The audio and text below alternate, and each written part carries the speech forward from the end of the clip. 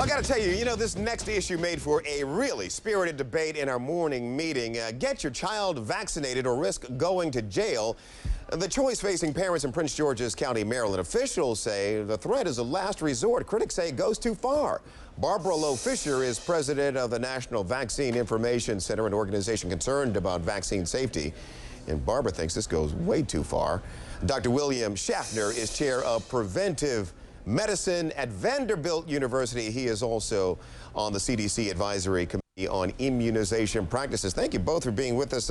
Barbara, the law is the law in this area. I guess we're talking about 2,300 children who have not been vaccinated in PG County out of a population of 131,000 children. So statistically, the number is small, but it does spotlight these parents. What is going on here? Do you understand why these parents are not, following the law and getting their children vaccinated? Well, I think terrorizing parents and throwing them in jail for not getting their child a chickenpox shot is definitely going too far. Some of these children may have had serious reactions to previous vaccinations, and these parents are trying to protect them from harm. But whatever the reason... Do we know that? Do we know that that's the reason? We don't know. Whatever the reason is, when state officials use fear and intimidation to threaten parents and force them to do what they want them to do, this causes parents to fear and mistrust government officials. Barbara, hang on a second. Doctor, I'll get you in here in a second here, but look, the school system is saying this has been the policy. You've got kids in the system, maybe you don't. But, we've been talking about this since September.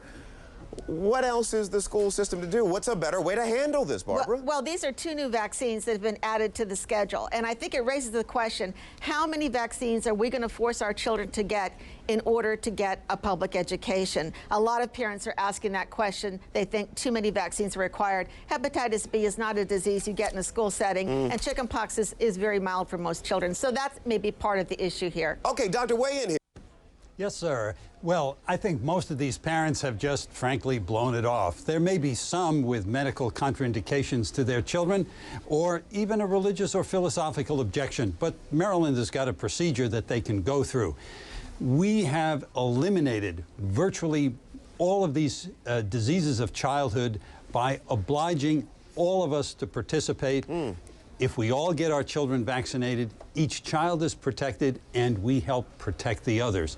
If we let down our guard, airplanes will bring these diseases into this country again. It's happened. Come on, Barbara, that makes sense. Barbara, come on, Barbara, that makes sense. Well, listen, chickenpox is not smallpox. Hepatitis B is not polio. We are looking at vaccines that are now being mandated for school entry that do not fit the smallpox or polio model. And I think we really need to ask, every time industry produces a new vaccine and the CDC recommends it for universal use for our children, are we going to automatically mandate it? I think that people need to take back the power by having their elected officials vote on whether a vaccine should be required in a state. Right now, rulemaking authority with public health departments allows public health officials to make that call. And I think parents need to have more... Doctor, that doesn't sound unreasonable. Well, there is a process in every state, and it differs among the different states. If new vaccines are added to the schedule, there are always public hearings. Some states actually require a legislative vote. So it varies among the states, but it's all public, it's all open. We've all joined together. Let's protect all of our children against these diseases. Hepatitis B... That is not true. In many states, there are pro forma hearings, public hearings, but the power resides with public health officials, and most of them have not met a vaccine they didn't want to mandate.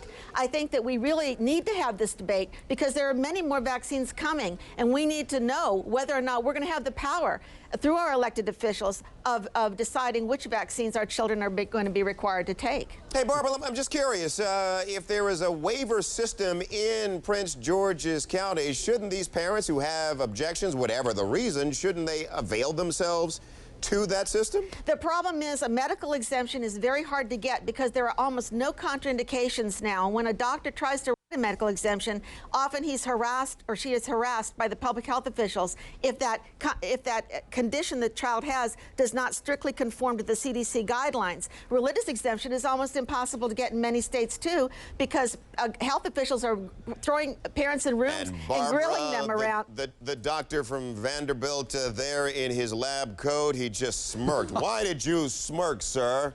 Oh, I think the medical contraindications are clear. Pediatricians and family doctors recognize them and they're respected.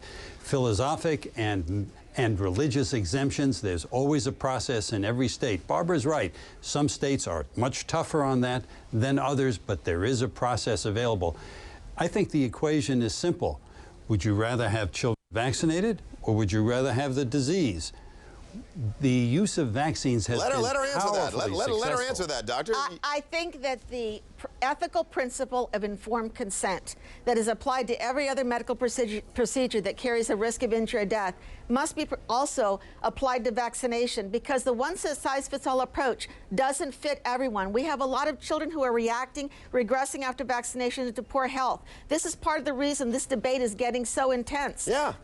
And we need to have the right to informed consent like we do for any other medical procedure. Dr. Schaffner, Barbara, great to see you both. Thanks for the debate. That was good. That was spirited. All right. Thank you, Tony, and thank you, Barbara. Thank you. Thank you both.